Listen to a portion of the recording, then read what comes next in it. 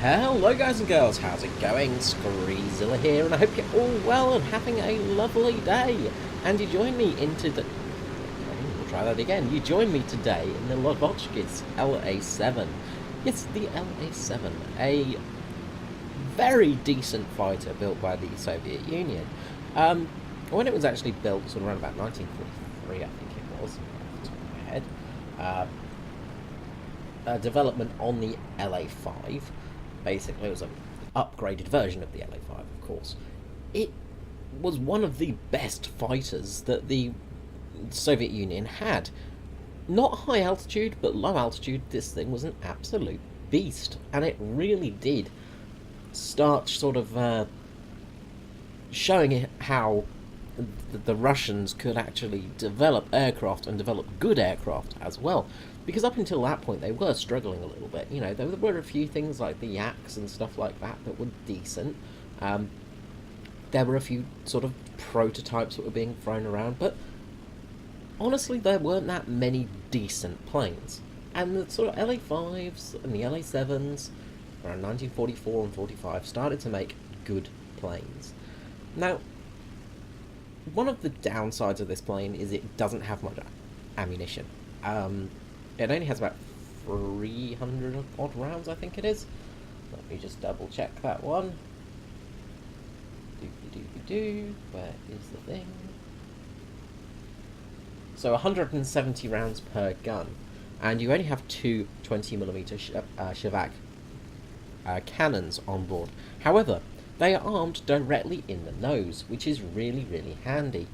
Now today I'm in a special one. I'm in a premium version, and I am in Sergei Dolgushin's LA-7. Now, Sergei Dolgushin is a rather interesting chap. There's not much on him on the internet. Trying to find details about him has actually been rather tricky. But from what I have found this. Born on September the 25th, 1920, in Novoprokoshka, in the region of Tula, Sergei Dolgushin joined the army in 1939 and began his training as a pilot at the Katya Air School, from which he graduated in 1940. He then began a long diversified career that began with assignments to 122 IPA unit, in which he fought in June 1941. His first flights were in the I-16s, and then he moved on to the MiG-3. In August 1941, he transferred to 180 IAP. Now, this is an important unit because this is where he pretty much got his name from, on the Western Front in February of 1942.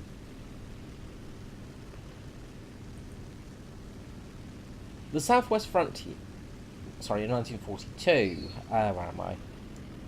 He already had 185 flights to his name, and he'd already scored 11 victories, including 4 collaboration victories, so shared victories. At the beginning of 1942, the regiment received the Hurricane and operated from Volkanovka Aerodrome, east of Belgrade, on the Southwest Front. He claimed at least 4 victories using the Hurricane. In August, he is again transferred, this time to 434 IAP, equipped with the Yak-7B. The regiment will take the designation of 32 GU IAP. Once becoming Regiment of the Guard, he was promoted to captain and placed at the head of the squadron. He now operated on the Kalyani front and gained 6 more victories. During this period, the regiment received Yak-9. But in 1943, Sergei changed his assignment again, assigned to 30 GU IAP. This time he was flying the P-39, Lend-Lease plane. Finally, he took command of 156 IAP with the rank of Major. The regiment was equipped with the LA-5FN. It operated in Belarus, Poland in February of 1945. in northeast Germany. During his long career, he fought on 7 different models of planes and got 28 victories, including 11 collaborations. So all in all, he got 17 confirmed kills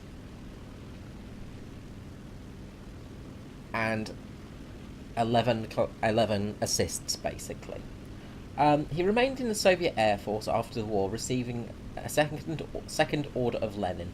In 1958, he graduated from the military academy and retired in 1976 with the rank of Lieutenant General. Now, as I said, there's not a huge amount of detail I can find on him, unfortunately, but he was one heck of a pilot. Now, this is his LA-7. Now, his LA-7 is a rather cool plane. Now, with this plane, he is actually flying as sort of the leader. So, the LA-7 White 93 of Lieutenant Colonel Sergei Dolgushin of 156 IAP, Germany, April 1945.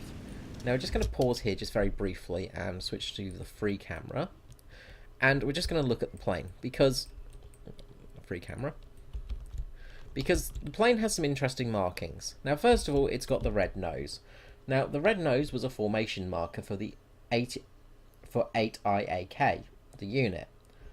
And the red and white tail stripes almost certainly signified an aircraft's assignment to 215 IAD or 156 IAP. And it was under control of these units. On the fighter's fin is a small Russian E. Now we have to spin around, so forgive me because, you know, free camera is awful. Should really just do this in hangar view, but just on the back here you can see a backwards E, marked as a free for Ilbinsky, signifying the regiment's honorific title. Whilst on its nose is the Hsu Star. This award having been bestowed on Sergei Dolgushin in May 1942, and that is that star there. And here we can also see his victory marks. So all the red ones are confirms, the white ones are assists. So basically this guy was a bit of an awesome pilot. He was an ace. He was a true ace of the war. We will continue now. There we go. The LA-7, as I said, was basically an upgraded version of the LA-5. Slightly better control surfaces, slightly better engines, things like that. It's a decent plane, and it is a decent fighter for its BR. Now, Dolgushin's LA-7 has a battle rating of 4.7 in realistic battle, which means you've got a very, very good plane at a very low BR. And this thing really does just rip things apart. You have to be very sparing on the ammunition, though. The best way to fly this plane is boom and zoom. You can get into some sort of turn fights and things like that at low altitude. At low altitude, these things handle superbly. The Shavak cannons are very fast firing as well, so you really have to count your ammunition. Right now, we're going to get into some trouble, because I thought there was just one plane down here. It turns out there's 3, and one of them's a P-51. So we've got this Mosquito here. So, try to get some shots on target. Missing a little bit. Pulls up. We luckily get a nice big hit on his engine and catches on fire. Now, Mosquito is going to stay on fire. This P-51 comes in. I've got the energy just to pull out of him. I've just got to be careful, and then there's a PBJ coming head on, and that's not a good idea, because those things are quite dangerous. So I take a couple of quick snapshots at him, and then dodge out the way. But now I have a P-51 on my tail, and there's a PBJ right next to me, and those things are full of guns. So we're going to come up, we're just going to take a few shots at him, try and take out the gunner, and we're basically going to try and get this P-51. Luckily this P-51's damaged, so we should be okay. We go head on with him. Looks like he's possibly jammed his guns or something, and we take him out. He's on fire, he's going down. Now there's just this PBJ to take out. And this can be a bit dangerous. PBJs are quite rough. Now we only have a few rounds left. We're down to... Sorry, excuse me. We're basically down to the last couple of bursts of our rounds. As you see, we're starting to take some damage because of the 50 cals on this thing. We take some shots, we blow out his tail, and tail is gone. That plane is dead. Pull off, return to base. Slight damage to the engine, but things are good. In these kinds of situations, the LA-7 is just awesome. It is godly almost. You feel really, really strong. And these things were good. Now, the LA-7 was a plane capable of taking down many of the German aircraft. Actually, sort of towards the end of the war, one of these did manage to take down a Me-262, which is an impressive feat, especially because those things used to fly quite high. Now, one last interesting story about Sergei Dolgushin was he was actually flying with Vasily Stalin, Joseph Stalin's son. Now, Vasily was a little bit reckless and a little bit of a hothead, and Stalin was starting to run out of sons. A few of them had died in the war. So they decided to put him on sort of less dangerous missions, let's say. So basically they forbid Vasily to fly any more combat missions over occupied territory. But also friendly territory was also forbidden. This still didn't stop him, he still did 27 sorties.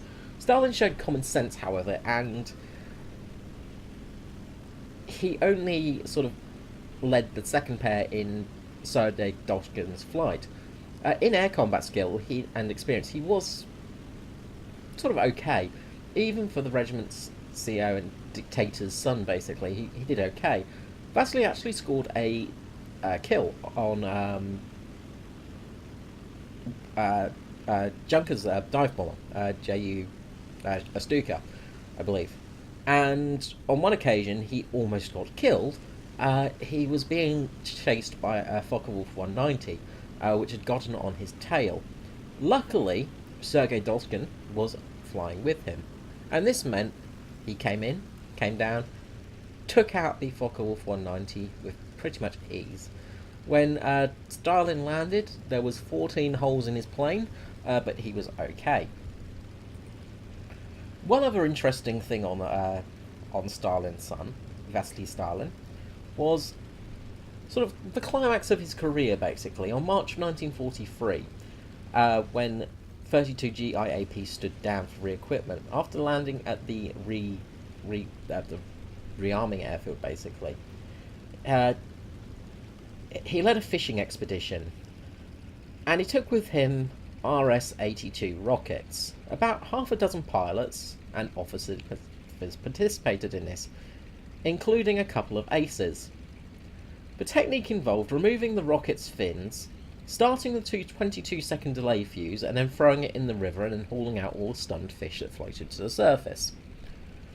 The first few rockets worked according to plan, but the fuse on the fourth was defective, and basically blew up prematurely in the hands of one of the armament officers. He was killed instantly, while 16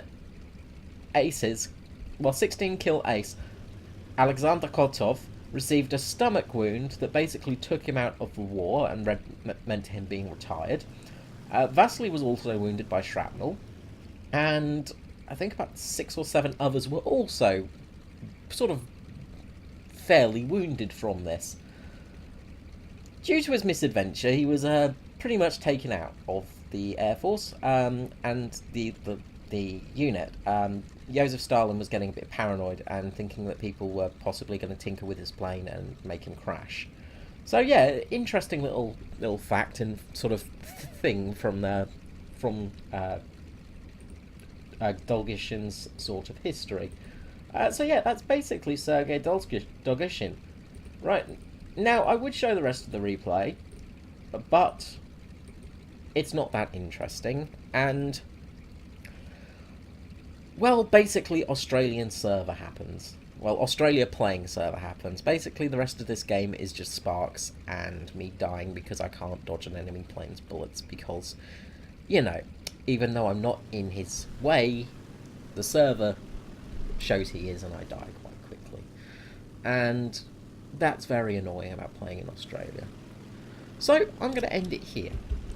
Now, I do hope you've enjoyed this video and found it somewhat interesting. It's just a little bit of a tidbit history, really, something just quickly done. I've not really done, I've just done some research, basically, nothing huge. But, of course, I will be doing more videos and more history of and things like that. But I thought it'd be interesting to do some histories on the pilots and people of these special vehicles. So we're just going to quit the replay here. I may use the rest of that footage in another video, actually, coming a little bit later on. So, yes, you may see it in another video. So, Dolgushin's LA-7. So, as you can see, 4.7, 340 rounds of ammunition. The guns are centrally mounted here to fire through the propeller. The plane is, relatively okay armoured. You've got armour from the front, and of course you've got the engine protecting you. Head-ons are not wise though, but you do have those central mounted 20mm guns, which are very, very good. Unfortunately, you only have 170 rounds in them. The plane really does work well at low altitude, and it is a good little grinder. If you are looking to grind the Russian tech tree, this is well worth picking up, and I believe you pick it up with a package deal, so you get this, and you also get a Spitfire and something else, I think. You get a couple of different planes anyway.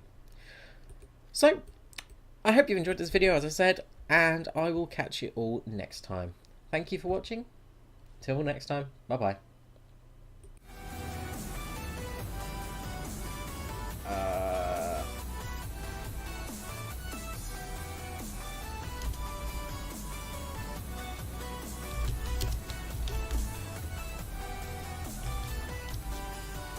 That's really interesting.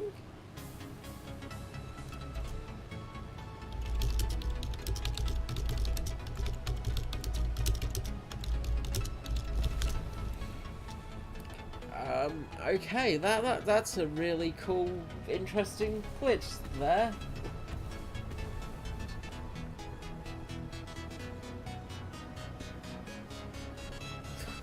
The absolute hell is... War Thunder, go home, you're drunk.